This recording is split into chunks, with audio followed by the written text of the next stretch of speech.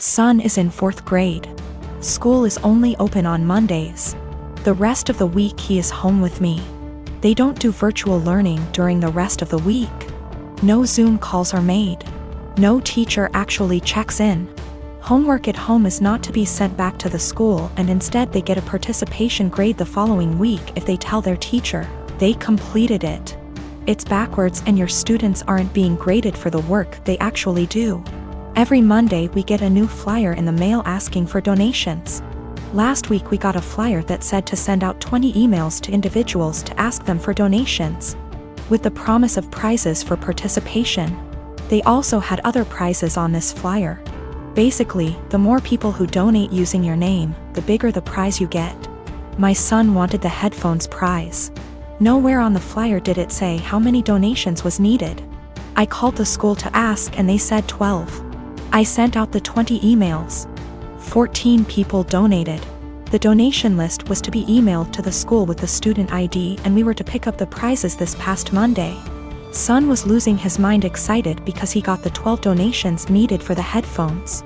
We walk in and they proceed to tell me and my son that he did not qualify for the prize because in order to be eligible, you needed to get those 20 donations. Apparently the prizes for donations started counting after you received the 20. They turned damn near every student away, not just my kid. So I sent the boy out with his father and pulled the teacher and principal aside to let them know that they got these kids' hopes up for absolutely nothing, and that all they accomplished was destroying the children's spirits by lying to their faces. I then told them that I was told by the secretary that he only needed 12 donations for those headphones. They said, "Sorry you feel that way. This is just how things are right now due to COVID." So I responded with, "Oh, so lying to students and breaking their spirits is okay because of COVID? Failing to provide virtual learning for the rest of the week like other schools is okay because of COVID? Asking for donations when the kids are only here once a week must be okay, too, right?" I then walked out. Well, my son got the headphones in the mail today with a note from the superintendent that said, "I'm very sorry for the actions of the school system and the confusion formed around the donation drive. We are trying to work with the families, not turn them away. Please accept this as an apology." My son is over the moon. My husband says that I was being a Karen and that we should have just dropped it because it teaches our son that life isn't fair, and that I now look like an helicopter parent. I am 15 years old, just celebrated my birthday. My family doesn't have a lot of money, so I didn't expect much. Mom cooked my favorite dinner, and we all had ice cream for dessert. I also got a birthday card with $25. It was a nice day. My boyfriend, 15 years, was invited to the birthday dinner but couldn't make it because he had to work. He felt really bad but promised to make up for it the next day. Even though he works, all of his paycheck goes to his parents to help support his big, 5 siblings, family. He has always been great about finding fun, interesting, creative things for us to do that are free, cheap. It inspired me to up my game and help find fun, cheap activities for us, but I'll admit that he's still so much better at it. So, while I absolutely was not expecting a gift, I was definitely looking forward to whatever he imagined up for our day. There's a bakery I love, but it's over an hour away from where we live. The desserts are delicious, but expensive. I often talk about this one cupcake I love from that bakery, but I can only enjoy it when I'm in the city and can afford it. He doesn't have a car, so he had to take a train, then walk, then take a train back to get me my favorite cupcake for my birthday. He also planned a historic walk of our town, with a bunch of obscure history he'd researched that I didn't know about. It was awesome. I asked to go home to put the cupcake in the fridge while we walked so it would be nice and fresh for me later. We went on a nice long historic walk and it was a great day. Not gonna lie. When I got home my mouth was already salivating thinking about that cupcake. When I opened the fridge, it was gone. I found the empty container in the trash. I went to the living room and asked my parents who ate my cupcake, and Dad dismissively said he did.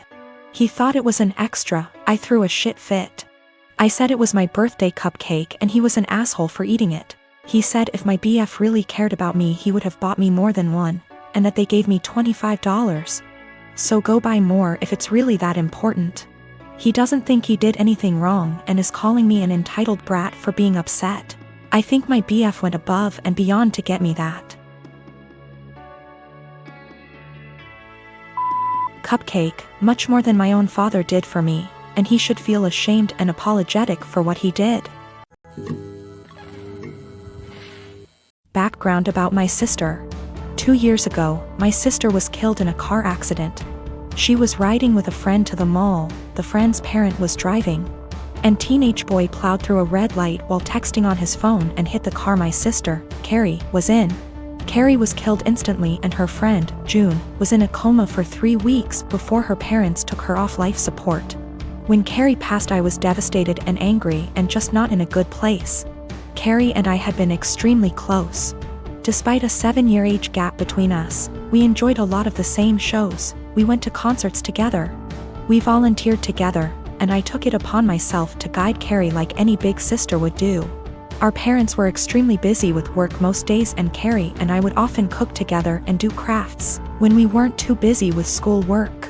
Carrie wanted to be a NICU nurse when she grew up, and I helped her find a volunteer position at a local hospital to help get her gain some experience being around patients. In short, Carrie was my sister and best friend, and when she passed, I was a mess. The last craft Carrie and I made together was a set of candles.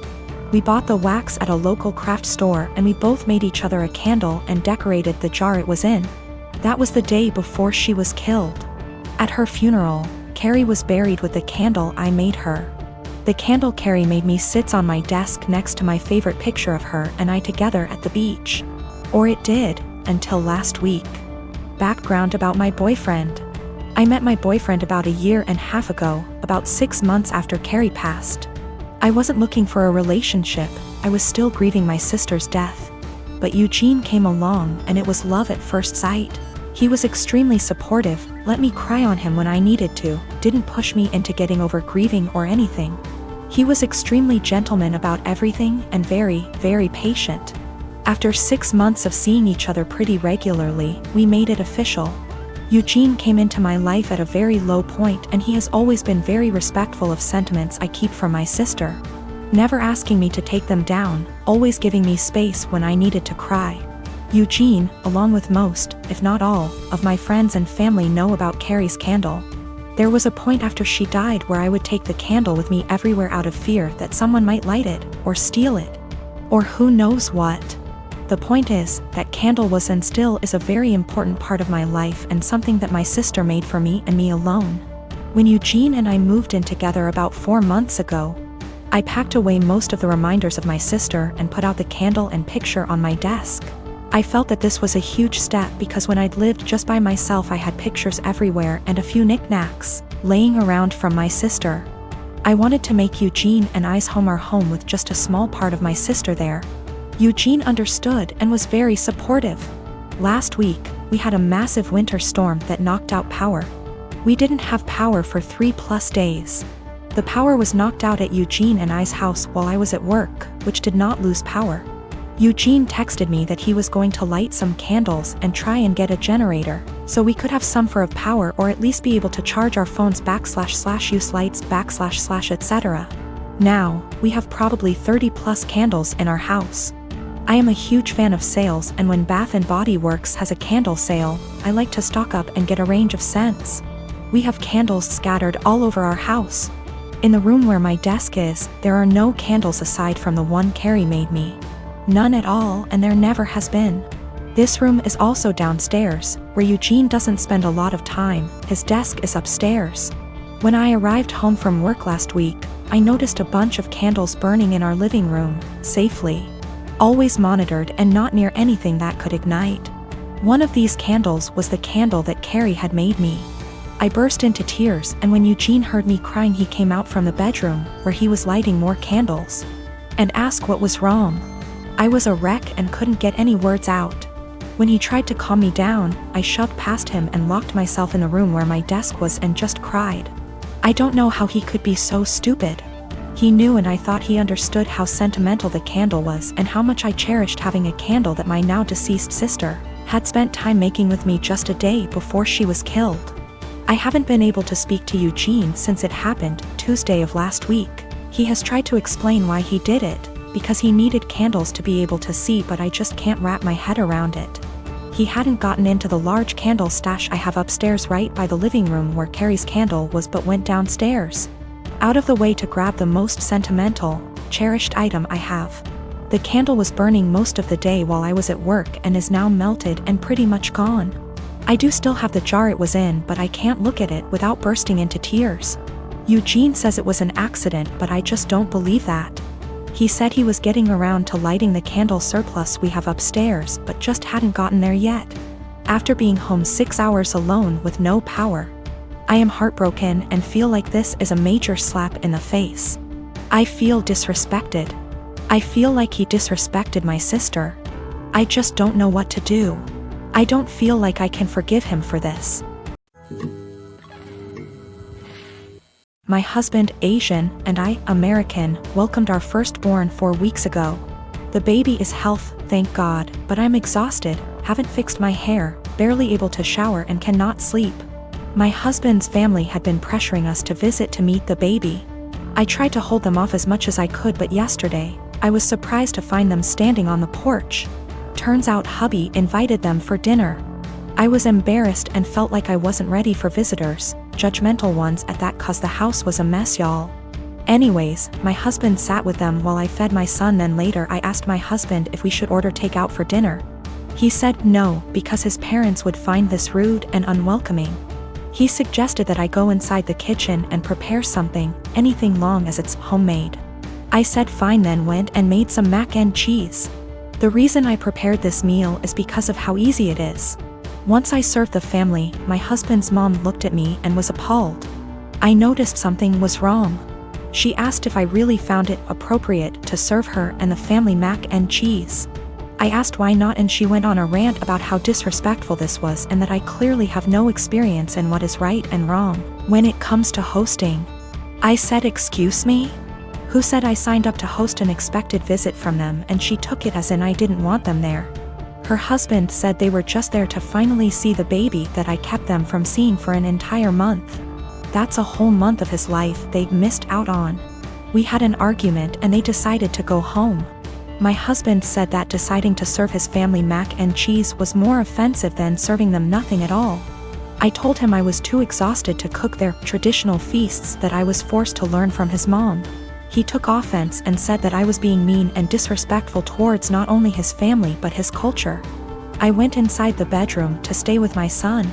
My husband stayed on the phone with his family for an hour, then kept giving me the cold shoulder, and refused to eat what I cook in support of his family. I understand how some guests might find it offensive, especially his family, but I was just trying to make a quick homemade meal like my husband wanted.